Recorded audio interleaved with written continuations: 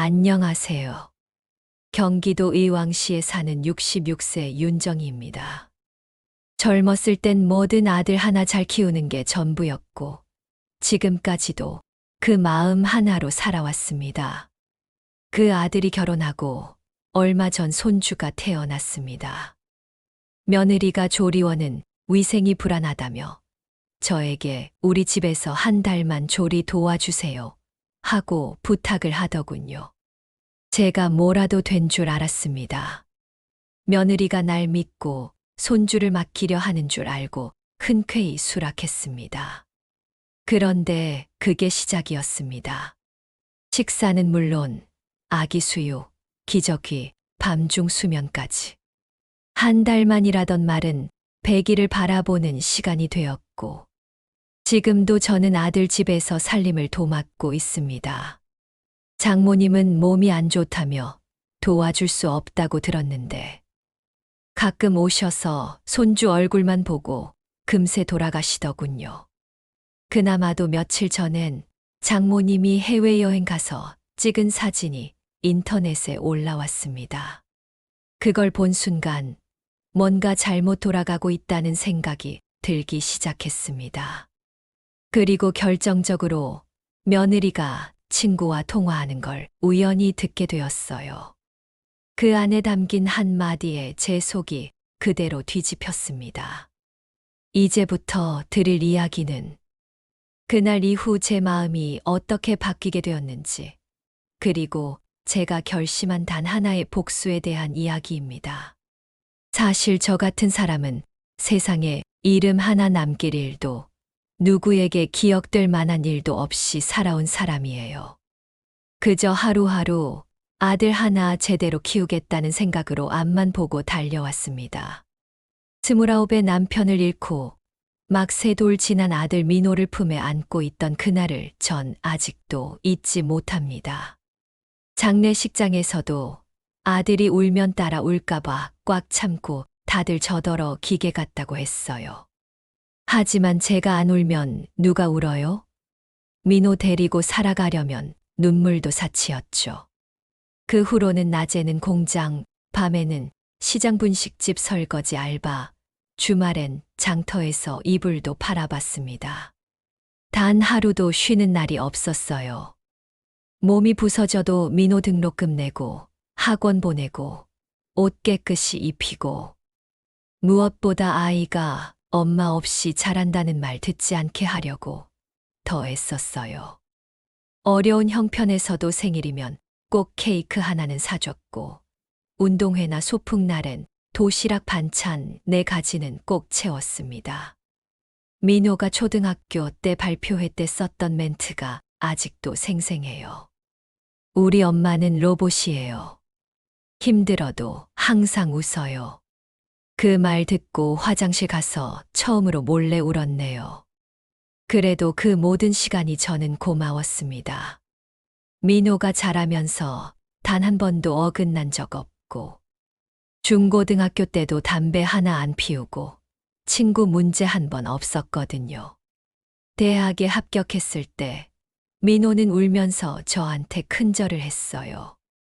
엄마, 나 진짜 성공해서 엄마 편하게 해드릴게요. 그 말을 들을 땐 정말 제가 잘 살아왔구나 싶었습니다. 그 후로 몇 년이 흘러 민호는 좋은 회사에 취직했고, 저보다 훨씬 예쁜 말, 공손한 행동을 하는 지수를 만나 결혼했죠. 결혼식 날, 지수가 절 꼭 안으며 어머님, 저 잘할게요. 친정엄마처럼 따를게요.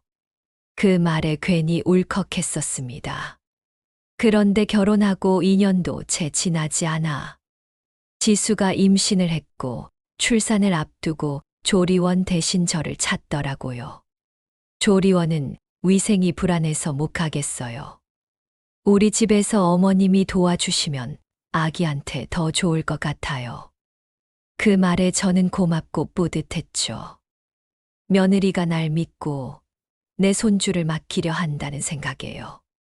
그래서 반찬이며 옷가지며 속옷까지 쌓아 들고 아들 집으로 갔습니다. 그렇게 한 달만이란 말 믿고 시작한 돌봄이 이젠 100일을 바라보는 생활이 되어버렸습니다. 며느리는 사도는 몸이 안 좋다고 말하더군요. 무릎이 아프고 허리가 아파서 오래 못 서 있다나요. 그래서 저는 그 말도 믿었습니다. 내 딸이었어도 내 자식이 그렇게 말하면 믿었을 테니까요. 하지만 그 장모님, 며칠 전엔 친구들과 해외여행 사진을 SNS에 올렸더라고요. 마카오, 발리, 괌 어깨에 카메라 메고 와인 들고 웃는 사진. 몸이 아프다던 사람이 골프장에도 잘만 다니고 차에서 내려 커피 마시러도 잘만 걷더군요. 그걸 본 순간 이상하게 제 손이 덜덜 떨리더군요. 어떤 감정인지 정확히 모르겠어요. 분노인지, 허탈함인지, 아니면 제가 바보처럼 느껴져서인지. 그 와중에 저는 하루 3끼 반찬 준비하고 손주 기저귀며 분유값까지 제 카드로 긁고 있었어요. 민호는 엄마, 지수가 신경이 예민해서 그래. 조금만 더 도와줘. 그 말만 반복하고요. 그동안은 그래도 손주가 웃으면 다 풀렸는데 요즘은 손주 웃는 얼굴을 봐도 가슴이 싸늘해요. 이 집에서 나는 어떤 존재인가 그런 생각이 자꾸 듭니다. 그러던 어느 날 그 일이 있었습니다. 며느리의 전화통화 한마디가 제 삶을 완전히 뒤흔들었죠. 처음엔 정말 아무 의심도 없이 믿었습니다. 며느리가 예민해서 조리원은 불안하다는 말, 장모님이 몸이 아파서 도울 수 없다는 말. 다 이해했고 그럴 수 있다 생각했어요. 손주를 돌보며 하루하루가 피곤해도 아이가 저를 보며 방긋 웃는 그 미소 하나면 다 잊혀졌습니다. 그런데 이상하더군요. 지수는 나한테는 몸조리 하느라 정신이 없다며 방에 누워 있으면서도 친구들이 놀러 오면 또렷한 화장에 옷도 깔끔하게 갈아입고 웃으며 과일까지 깎아 내오더라고요. 그 모습에 잠깐 멍했습니다. 아픈 건가? 아니면 내가 바보였나? 며느리 지수는 어느 순간부터 저에게 말도 짧아졌습니다. 어머니, 이거는 이렇게 해주세요. 아기 속삭이는 흰색으로요. 분홍은 좀 지저분해 보여서. 된장은 살짝만 넣어주세요. 냄새가 좀 강해서요. 그런 말들이 쌓이고 쌓이니 어느새 저는 입도 꾹 다물고 눈치만 보게 됐습니다. 무릎이 아파도 쪼그려 앉아 빨래를 개고 허리가 찢어질 것처럼 아파도 아기를 안고 젖병을 흔들었어요. 지수가 감사합니다란 말을 마지막으로 한 게 언제였는지 기억도 나질 않네요. 그리고 그날이 왔습니다. 저녁을 차리고 있던 중 지수가 거실에서 전화를 받으며 웃고 있었어요. 처음엔 별 생각 없이 아기 우는 소리에 젖병을 준비하며 부엌에서 서성이는데 그때 며느리의 입에서 나온 말이 제 귀를 찢고 들어왔습니다. 응, 우리 시엄마. 그냥 돈 안 드는 파출부야. 웬만한 조리원보다 나아. 밥도 차려주고 아기 밤새 안아주고 생활비도 알아서 쓰어. 그 순간 제 손에 들린 젖병이 툭 바닥에 떨어졌습니다. 딸깍, 그 소리 하나에 세상이 멈춘 것 같았어요. 내가 뭐라고 들은 거지. 숨도 못 쉰 채 부엌 벽에 기대섰고 가슴이 턱 막힌 채로 겨우 젖병을 주웠습니다.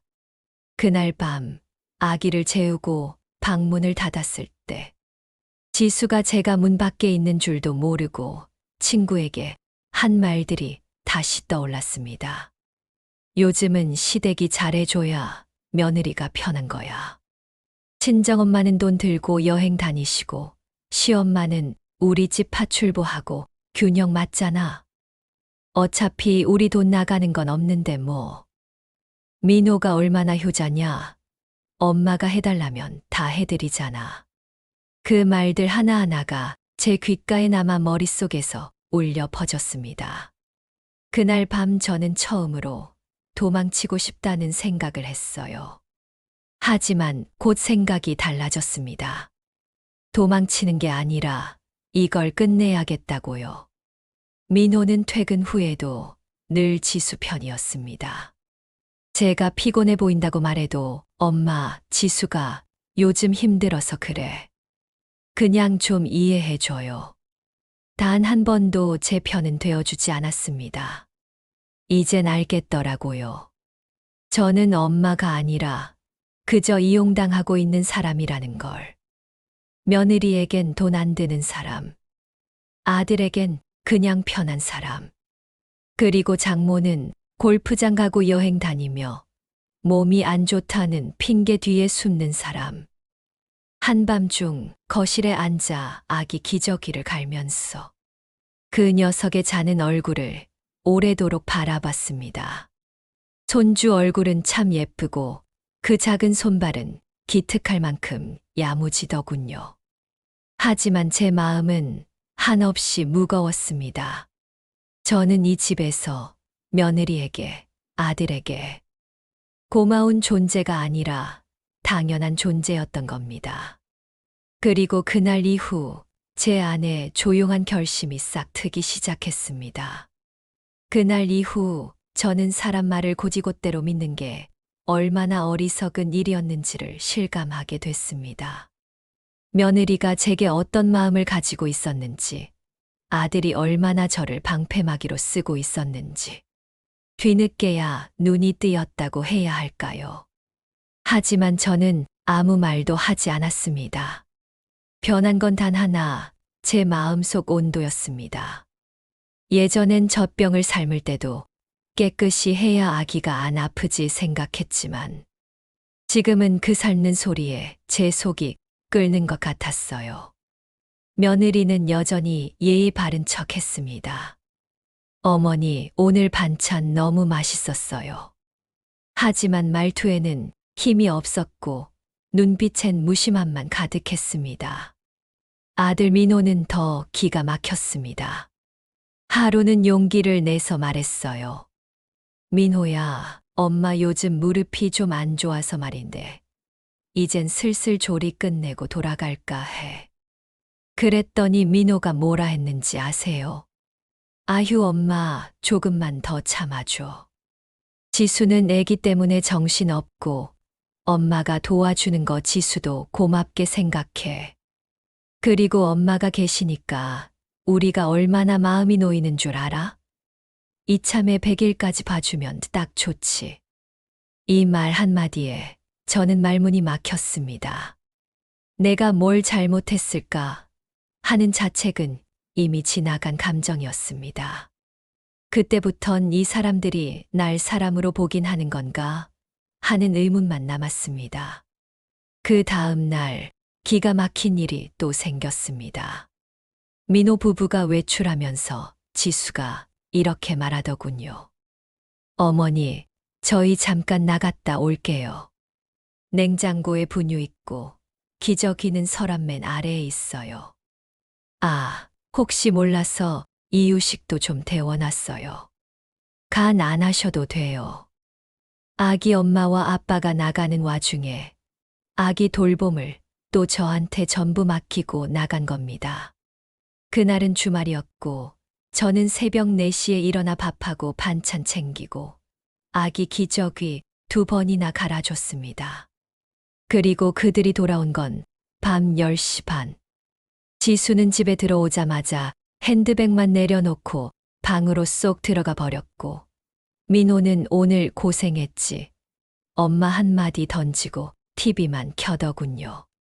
저는 그 밤 식탁에 앉아 차가운 물 한 컵을 쥐고 20분을 꼼짝도 못했습니다. 손이 덜덜 떨리더라고요. 서럽다기보단 기가 막혀서 사람이 사람한테 이렇게까지 할 수 있는 걸까. 며칠 후 지수는 친구들과 홈파티를 한다며 집을 치워달라고 했습니다. 말은 치워주세요였지만 그건 명령이었습니다. 어머니, 주방 후드는 좀 닦아주시고요. 소파 쿠션도 세탁기에 한번 돌려주시면 좋겠어요. 아, 화장실 타일 사이 곰팡이 생겼더라고요. 락스는 세제함에 있어요. 저는 그 순간, 아, 나는 이 집에서 조리도우미가 아니라 진짜 가사도우미구나 싶었습니다. 그동안 나도 모르게 사람 대접받는다고 착각했던 거죠. 식사 같이 하고 함께 웃던 시간이 있었으니까요. 며느리는 친구들과 사진 찍으며 환하게 웃었고, 저는 방에 들어가 문을 닫고 작은 접이식 의자에 앉아 있었습니다. 그날따라 손주의 울음소리도 제 귀에는 날카로운 비명처럼 들렸습니다. 그날 밤, 민호가 잠깐 제 방에 들어와 말하더군요. 엄마, 지수 말에 상처받지 마. 원래 조리할 땐 다들 예민하니까. 지수가 좀 까칠한 건 아는데, 그게 엄마 미워서 그런 건 아니에요. 그 말을 듣는 순간, 저는 쓴웃음이 났습니다. 그래, 이 집에선 내가 상처를 받아도, 아픈 걸 느껴도, 그냥 예민한 며느리의 조정 대상일 뿐이구나. 그리고 그날 밤부터 저는 작은 메모장을 꺼내기 시작했습니다. 이 집에서 일어난 말, 행동, 지수가 시킨 일, 민호의 반응들. 하나하나 날짜별로 적기 시작했죠. 언제까지 이걸 해야 하는지는 모르겠습니다. 하지만 분명한 건 그날이 오고 있다는 확신이 들었다는 것. 저는 결코 이 상태로 돌아가지 않을 겁니다. 며느리의 막말을 우연히 들은 이후 저는 아무 말도 하지 않았습니다. 한마디 항의도 불만도 없이 조용히 움직였죠. 사람 마음이란 게 참 이상한 게 분노가 극에 달하면 되레 고요해집니다. 저는 그 고요 속에서 마음의 방향을 바꾸고 있었습니다. 지수는 제게 예전보다 더 부드러운 말투를 썼고 민호는 퇴근할 때마다 제 눈치를 살폈습니다. 그러던 어느 날 아침 지수가 식탁에 앉아 말하더군요. 어머니, 그동안 저희 너무 의지했죠. 솔직히 요즘 너무 죄송했어요. 그래도 다 도와주셔서 감사해요. 민호도 한술 더 떴습니다. 엄마, 100일까지 봐주셔서 고마워요. 다음 주부터는 도우미 아주머니 오기로 했어요. 엄마는 이제 집에 가셔서 좀 쉬셔야죠. 그 말을 듣는 순간 마치 긴 숨을 몰아쉬다 놓은 것처럼 가슴이 살짝 놓였습니다. 그래도 이 아이들이 너무했단 걸 알긴 하는구나. 서운한 감정이야 있었지만 어쨌든 사과를 받으니 마음이 조금은 풀렸습니다. 며칠 뒤엔 지수가 간단한 저녁도 준비했더군요. 불고기, 잡채, 미역국. 정성은 부족했지만 성의는 느껴졌습니다. 지수는 반찬을 담으며 말했습니다. 어머니, 입맛에 맞을지 모르겠어요. 저희가 감사한 마음으로 준비했어요. 그 순간만큼은 저도 사람 대접을 받는 것 같았습니다. 적어도 고생을 알아주는 것 같아서요.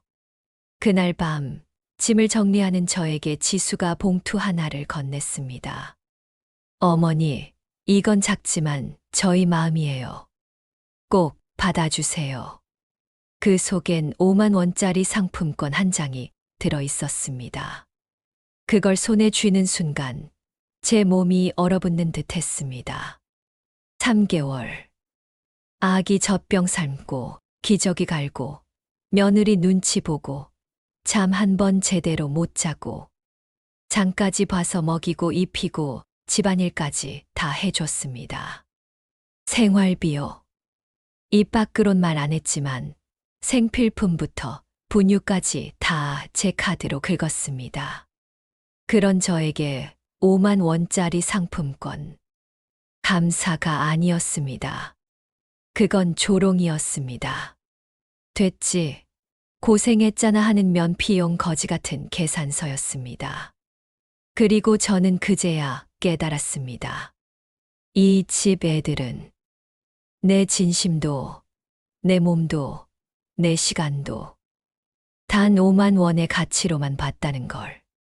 저는 묵묵히 봉투를 받아 고개를 끄덕였고 돌아서자마자 마음속에서 마지막 끈이 툭 끊어졌습니다.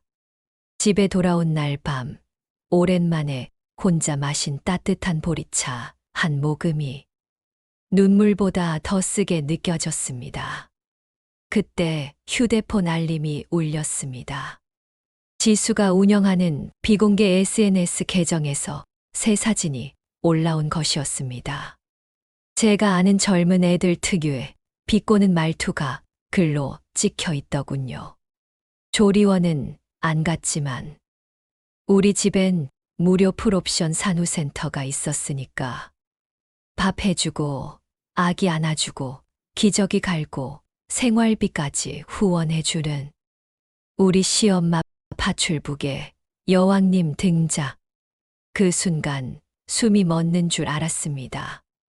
그저 거실을 치우고 아이를 보며 웃었던 저의 모습이 저들에겐 웃음거리였고 SNS에 올릴 조롱거리였다는 사실.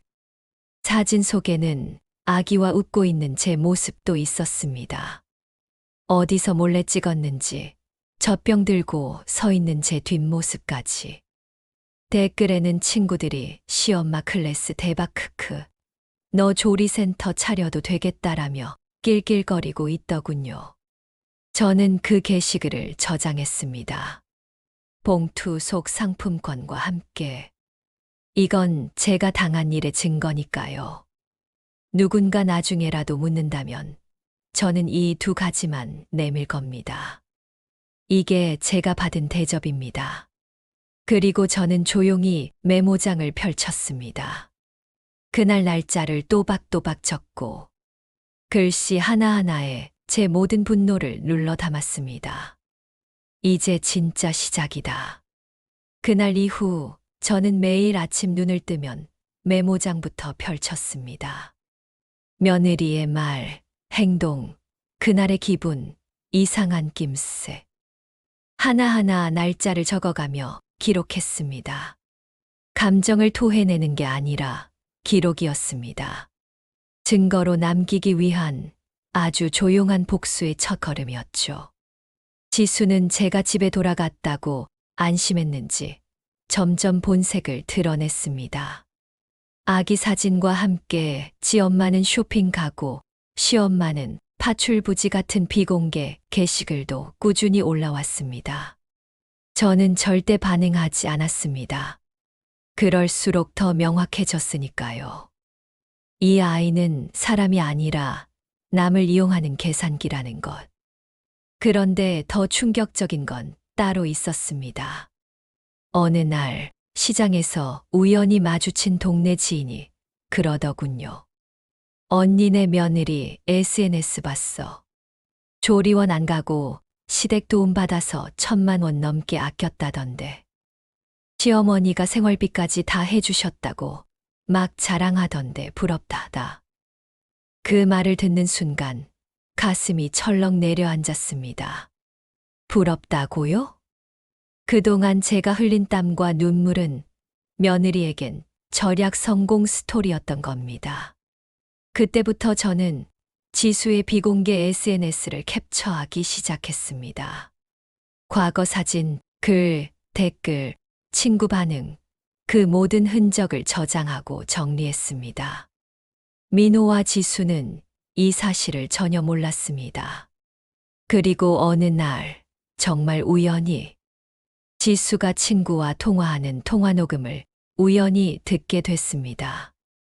스피커폰으로 대화를 하던 휴대폰이 거실 탁자 위에 놓여 있었고 저는 방문을 닫으러 나왔다가 그 말들을 듣게 되었습니다.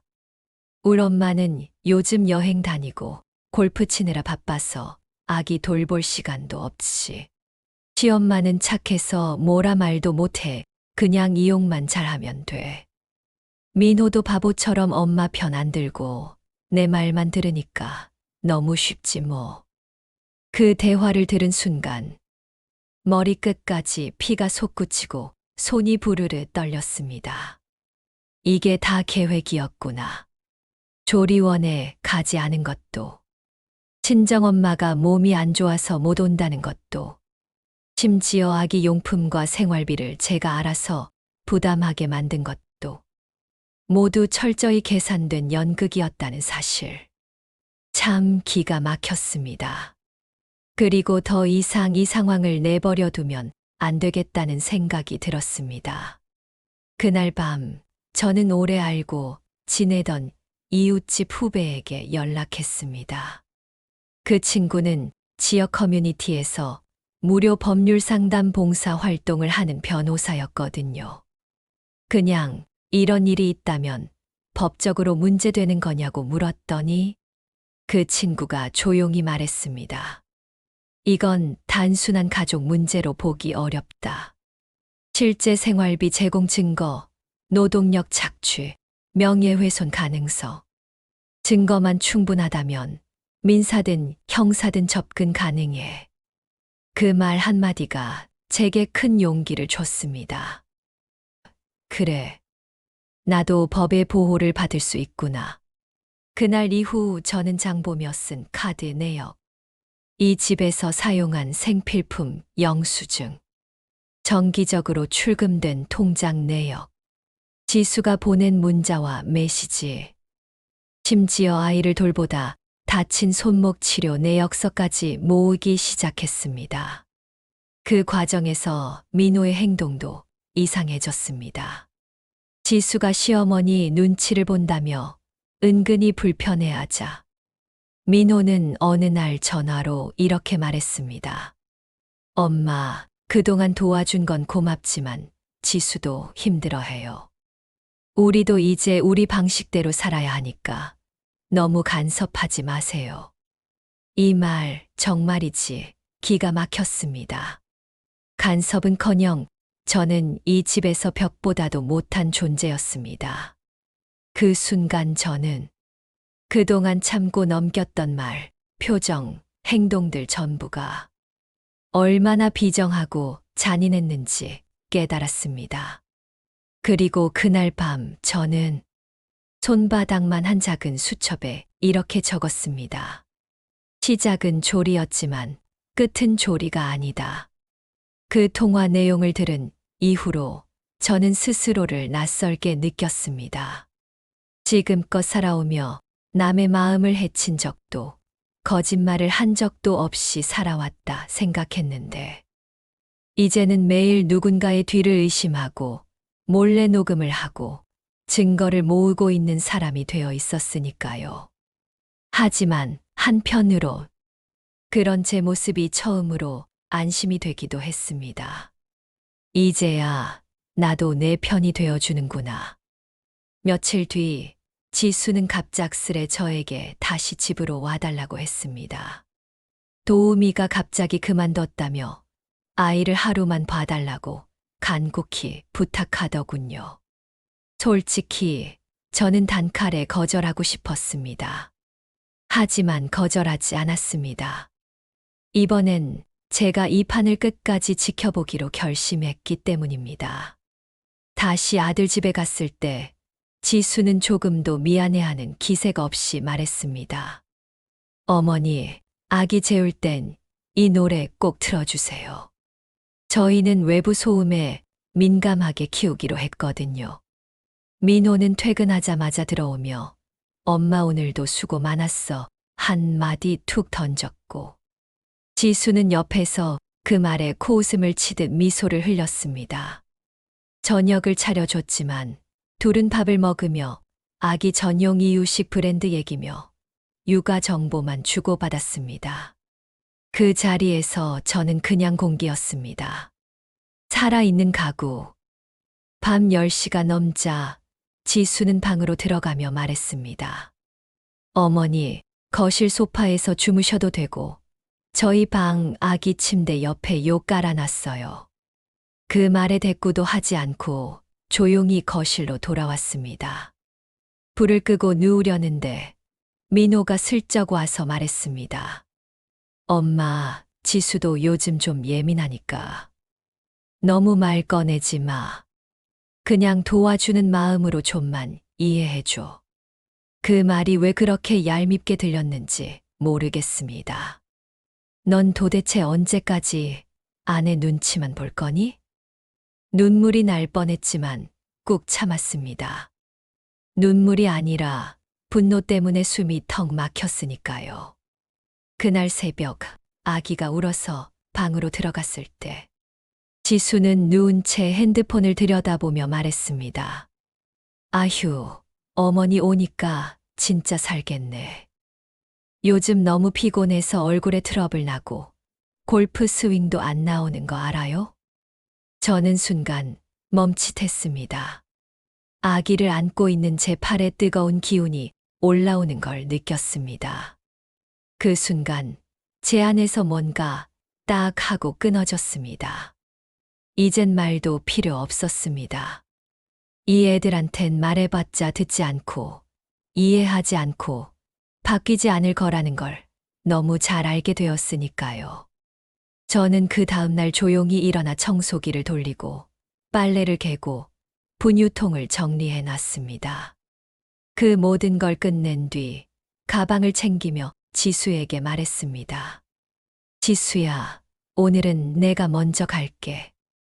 아기 잠깐 봐줄 사람이 필요하면 다음부턴 미리 말하렴.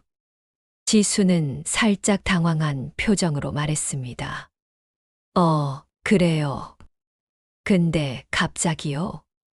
오늘도 하루만 더 도와주시면 안 돼요? 저는 대답하지 않았습니다. 그저 웃으며 현관문을 열고 나왔습니다. 그리고 버스를 타고 돌아오는 길. 손에 들린 작은 수첩을 펼쳤습니다. 그 속엔 빽빽하게 적힌 날짜, 상황, 말, 지수의 태도, 민호의 반응이 있었습니다. 이제 준비는 끝났습니다. 지금부터는 내가 행동할 차례입니다. 그날 집에 돌아온 저는 곧바로 서류 봉투 하나를 꺼냈습니다. 그 안에는 지난 3개월 동안 제가 모은 증거들이 차곡차곡 담겨 있었습니다. 카드 내역, 통장 기록, 약국 영수증, 그리고 지수의 SNS 캡처본들. 처음엔 저도 몰랐습니다. 이런 것들을 왜 모으는지도. 그런데 막상 봉투를 다시 열어보니 그건 상처가 아니라 방패였고 무기였습니다. 며칠 후 민호에게 먼저 연락을 했습니다. 엄마가 저녁 좀 사줄게. 둘 다 나올 수 있겠니? 지수까지 함께 나왔고 우리는 조용한 식당 한쪽 구석에 마주 앉았습니다. 밥이 나오자마자 저는 곧장 말을 꺼냈습니다. 지수야, 민호야. 오늘은 내가 하고 싶은 말이 있어서 보자고 했어. 두 사람은 조금 긴장한 표정이었지만 제가 무슨 말을 할지는 상상도 못했겠지요. 그동안 내가 고생한 거 보상받고 싶어서 이러는 거 아니야. 다만 나를 사람 대접은 해줬어야 했지 않니? 지수야, 너 내 친구랑 했던 통화 녹음돼 있는 거 알고 있니? 지수의 표정이 하얗게 질려갔습니다. 민호는 어리둥절한 얼굴로 지수를 바라봤습니다. 내가 뭐라고 했는데요? 울 엄마는 골프 치느라 바쁘고 시엄마는 착해서 잘 이용하면 된다. 민호는 바보처럼 내 말만 들으니까 쉽다고 그 말 기억 안 나. 지수는 입을 다물었고 민호는 놀란 눈으로 저를 쳐다봤습니다. 저는 봉투 안에서 A4 한 장을 꺼내 식탁 위에 올려놨습니다. 여기 내 SNS 글이랑 친구들 댓글 캡처한 거 있어. 무료 파출부라느니 시엄마 클래스 대단하다느니 내 사진도 무단으로 올렸더라. 이건 명예훼손이야, 지수야. 그냥 웃고 넘길 일이 아니야. 민호가 조심스럽게 말했습니다. 엄마 지수가 그랬다고 해도 그건 그냥 장난. 장난. 민호야, 내가 그 장난 한번 당해봐. 내 얼굴 사진 몰래 찍어서 인터넷에 올리고 욕하고 조롱당해봐. 장난이야, 그게? 식당 안은 조용했습니다. 지수는 말없이 고개를 숙였고 민호는 두 손을 모은 채 가만히 앉아 있었습니다. 저는 마지막으로 말했습니다. 나는 그동안 내 아내가 사람인 줄 알고 대했어. 착해서 당한 게 아니야. 그냥 그 순간엔 내가 가족이라고 믿었을 뿐이야. 이제부터는 달라. 내가 했던 노동, 쓴 돈, 그리고 받은 모욕. 전부 따로 정리해서 법적으로 대응할 준비하고 있어. 지수는 그제야 고개를 들며 말했습니다. 그게 왜 이렇게까지? 어머니, 진심으로 사과드릴게요. 그냥 스트레스 때문에 그랬어요. 제가 철이 없었어요. 그 눈물 섞인 사과에도 저는 흔들리지 않았습니다.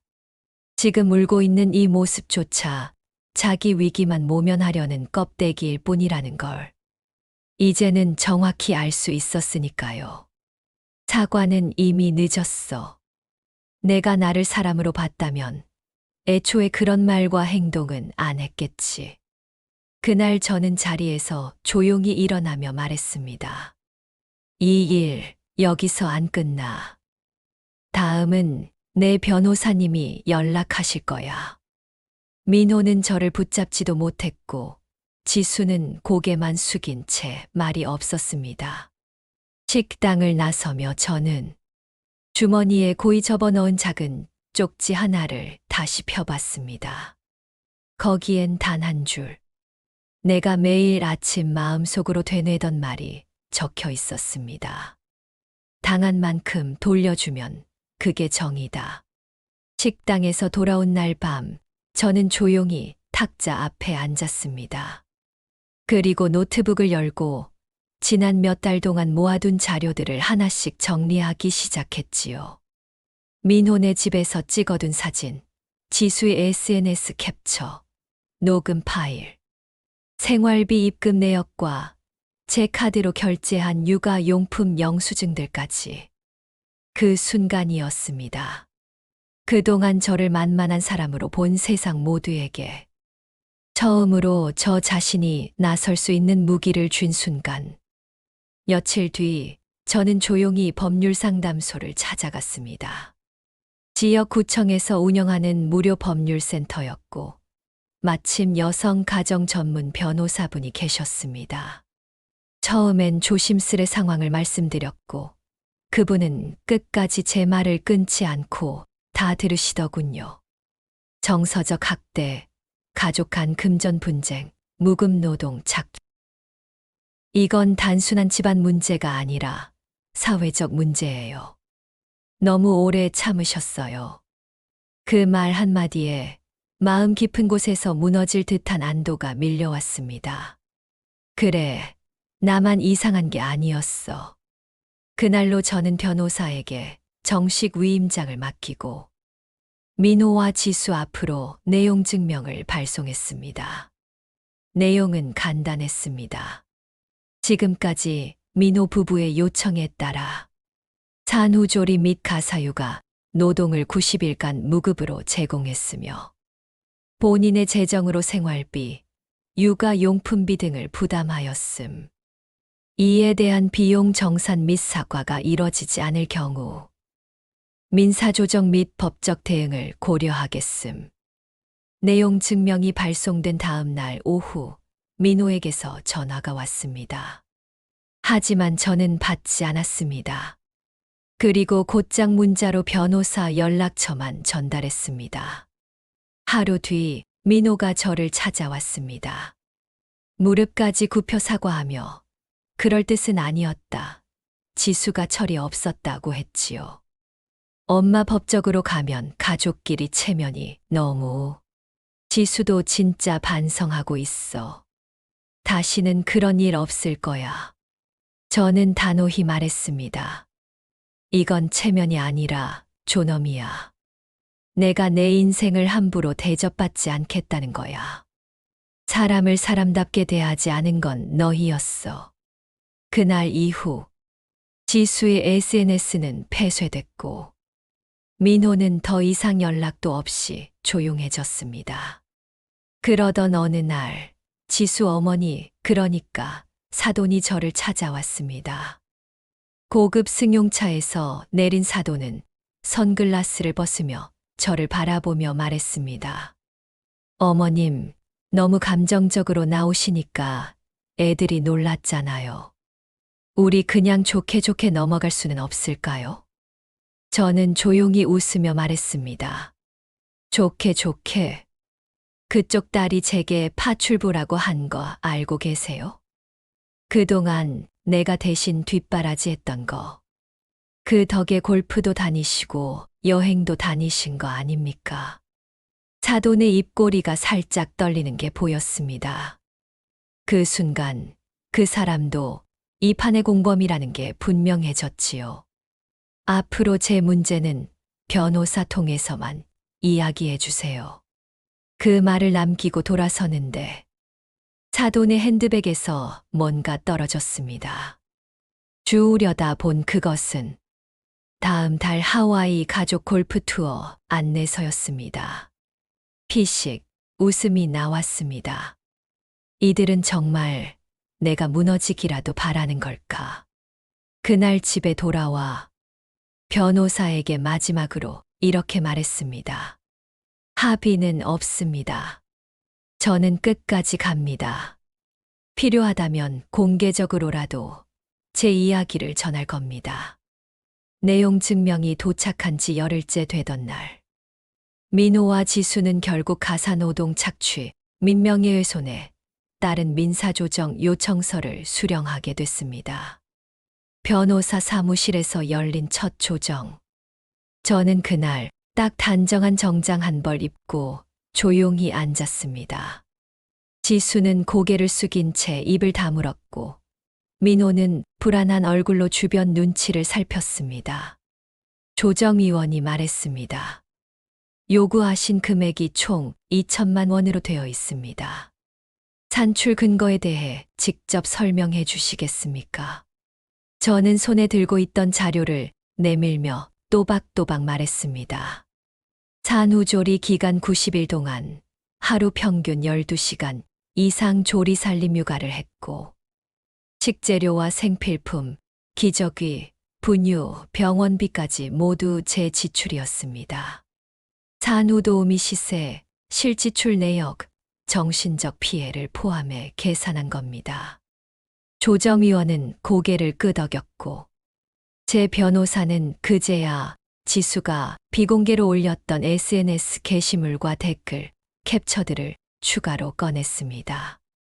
거기엔 제 사진과 함께 돈 안 드는 파출부 최고, 애도 맡기고 꿀빨자 같은 표현이 버젓이 있었습니다. 제 이름은 나오지 않았지만 사진 속 얼굴이, 배경이 너무나 뚜렷했죠. 변호사는 단호히 말했습니다. 무단 촬영에다 명백한 명예훼손입니다. 이건 단순한 노동의 문제가 아닙니다. 인격침해고 모욕입니다. 지수는 침묵하다가 결국 조용히 눈물을 흘렸습니다. 그냥 친구들끼리 웃자고 쓴 건데 이렇게 될 줄 몰랐어요. 하지만 저는 그 눈물에도 미동조차 없었습니다. 그건 후회가 아니라 들킨 사람의 당황일 뿐이었으니까요. 결국 지수 측은 조정위원의 권고를 받아들였고 합의서를 통해 2천만 원 전액 지급 및 SNS 공식 사과문 게시에 동의했습니다. 며칠 뒤 통장에 딱 떨어지는 금액이 입금되었고 문자 한 줄이 도착했습니다. 죄송합니다. 깊이 반성하겠습니다. 진심일 리 없다는 걸 알면서도 저는 그날 아무 말 없이 휴대폰 화면을 꺼버렸습니다. 그날 이후 지수는 맘카페 단톡방에서 조용히 퇴장했고 그 방에 있던 몇몇 엄마들이 뒤늦게 조롱 댓글 캡처를 돌렸다는 얘기도 들려왔습니다. 누구보다 깨끗한 척, 시부모님 복 받은 척 하던 사람이 실상은 욕을 퍼붓고 이용만 했다는 걸 알게 되자 반응은 싸늘했습니다. 그리고 며칠 후 우연히 들은 이야기 하나. 지수의 어머니, 그러니까 사돈이 예약해두었던 골프 해외여행을 취소했다더군요. 예약금이 아깝다고 했지만 결국 당분간은 자제하겠다고 말하며 발을 뺐답니다.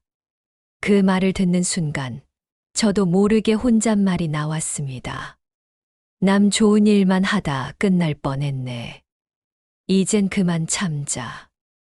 며칠 뒤 지순의 아이 돌잔치가 열린다는 소문이 돌았지만 물론 저에게 초대는 오지 않았습니다.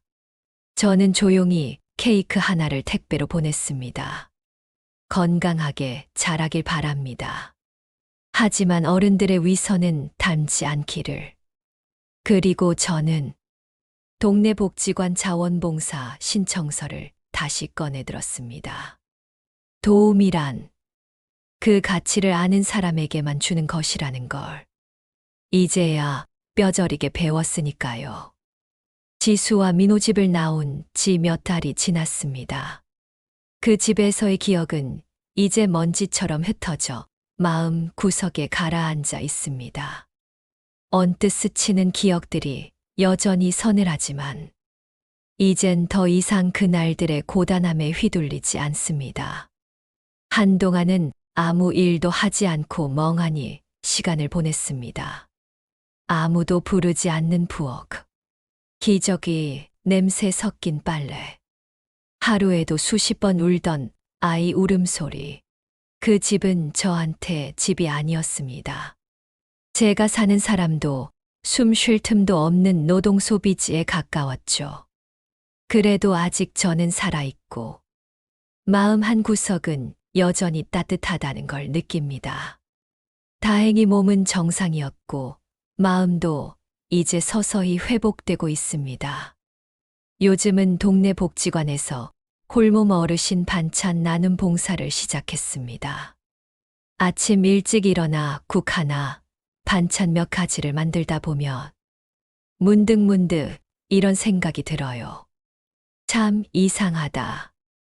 남을 돕는 건 똑같은데 저 땐 그렇게 고통스러웠고 지금은 이렇게 기쁘다니. 차이가 있다면 지금 제가 주는 도움은 존중 위에서 오가는 마음이고 그땐 이용이라는 이름으로 퍼주기만 한 착취였다는 점입니다. 최근에 작은 취미도 생겼습니다. 집 근처에 있는 작은 도서관에서 책을 읽다 보니 세상에 얼마나 많은 길이 있었는지 이제야 조금씩 보이기 시작하더군요. 그렇게 저는 제 자신을 다시 만나는 중입니다. 민호와는 그 뒤로 연락을 끊었습니다. 지수는 SNS 계정을 닫았고 지수 어머니는 여행 대신 조용한 동네 산책을 즐기신다고 들었습니다. 누가 누구를 벌한 건지, 누가 더 억울하고 부끄러웠는지는 이제 굳이 따질 필요도 없습니다. 제가 바란 건 응징이 아니라 존중이었고 복수가 아니라 회복이었습니다. 어떤 분은 제 이야기를 들으시고 이렇게 말씀하시더군요. 어머님은 참 착한 분이셨어요. 그 말이 이젠 싫지 않습니다. 이제는 그 말 속에 담긴 제 어리석음도 따뜻함도 용서도 다 받아들일 수 있게 되었거든요. 마지막으로 이 영상을 보고 계신 분들께 꼭 드리고 싶은 말씀이 있습니다. 도움을 줄 땐 그 마음이 존중받는지 꼭 확인하세요. 무조건 주는 게 사랑은 아닙니다. 자신을 지키는 것도 또 하나의 사랑입니다. 혹시 저와 비슷한 일을 겪으셨다면 부디 혼자 삼키지 마세요. 참는다고 나아지는 일은 없습니다. 그저 점점 더 고립되고 더 깊은 상처만 남을 뿐입니다. 저는 이제 제 삶의 주인이 되기로 했습니다. 당당하게 그리고 따뜻하게 들어주셔서 감사합니다. 당신의 마음에도 평온이 깃들길 바랍니다.